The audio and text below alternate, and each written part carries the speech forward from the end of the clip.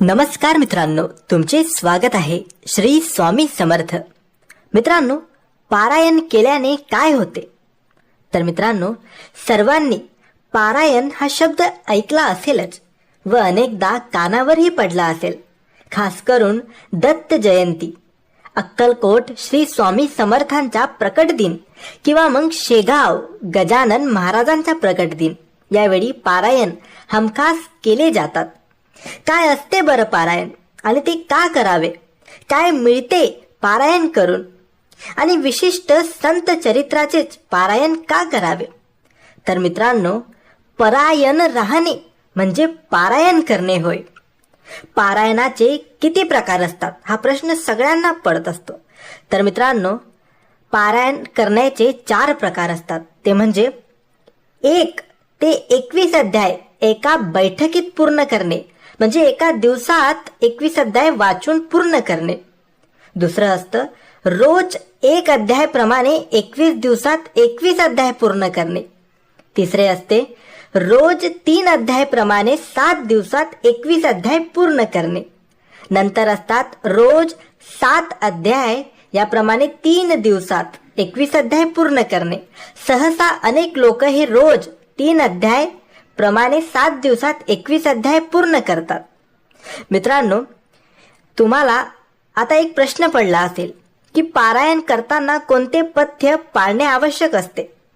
तर मित्रांनो, एक वेळ ठेवून वाचन करणे, म्हणजे जर आज सकाळी तुम्ही 7ला पारायणास बसला आहात तर उद्याही त्याच वेळी पारायण सुरू करणे. मग ते 7 दिवसाचे असू द्या की 3 दिवसाचे असू द्या, तुम्ही सकाळी 7चा वेळ ठेवलाय तर तुम्ही 7 वाजेलाच ते पारायणला बसायला हवे. असं नाही की तुम्ही आज 7 वाजता केले, उद्या 9 वाजता, नंतर 11 वाजता, असं करू नका.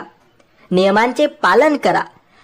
जर तुम्ही पहिल्या दिवशी 7 वाजेला पारायणाला सुरुवात केली तर दुसऱ्या दिवशीही 7 वाजेलाच पारायण करावे.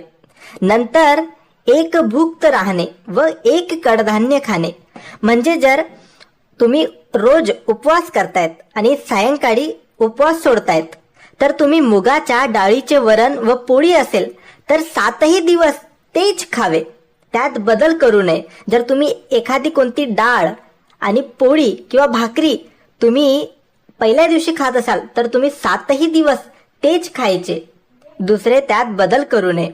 यानंतर पायात चप्पल न घालणे.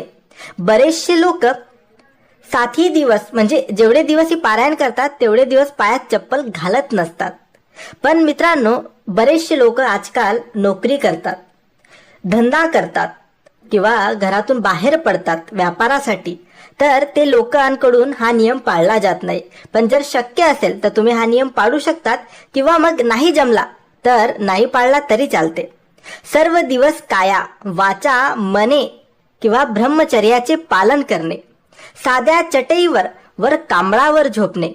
सतरंजीवर झोपणे म्हणजे बेडवर पलंगावर झोपायचे नाही, सोप्यावर बसायचे नाही. बसायचे असेल तर जमिनीवर बसायचं, झोपायचे असेल तर जमिनीवर सतरंजी टाकून झोपायचं.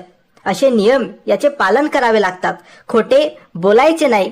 संपूर्ण लक्ष फक्त ईश्वरावर केंद्रित करणे, या नियमांचे तुम्ही कठोरतेने पालन करावे. यात परायण म्हणजे दक्ष राहणे म्हणजेच पारायण होय. आता तुम्हाला प्रश्न पडला असेल की काय मिळतं हे पारायण करून? तर याचे उत्तर असतं म्हणजे पारायण काही मागण्यासाठी नाही, तर केवळ आपणास काय हवे होते ते आईकडे म्हणजे स्वामींकडे, आपल्या गुरूंकडे सांगणे असते, म्हणजेच त्या ईश्वरास प्रार्थना करणे होय. बाळाने कितीही हट्ट केला तरी त्याच्यासाठी काय योग्य ते फक्त आईलाच, गुरुलाच, आपल्या स्वामीलाच समजते. तसे भक्तांसाठी काय योग्य ते तो ईश्वरच ठरवतो. आपण केवळ ते संकल्प रूपाने त्या ईश्वरासमोर मांडायचे असते, पण तेही नियमात राहून. कासवाप्रमाणे सर्व अहंकार, गर्व या सर्वांचा त्याग करून चित्तवृत्ती फक्त ईश्वराकडे वळणे म्हणजे पारायण असते.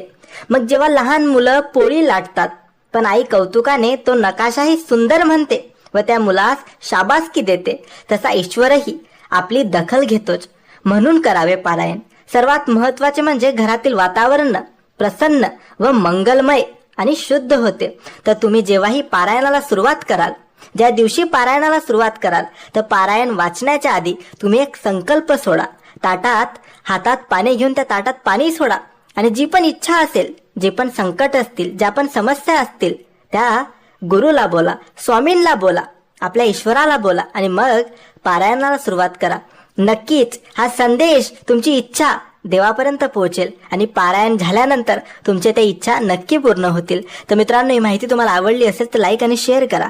काही प्रश्न असतील तर कमेंट्सद्वारे विचारा आणि आमच्या चॅनलला सबस्क्राईब करायला विसरू नका. धन्यवाद.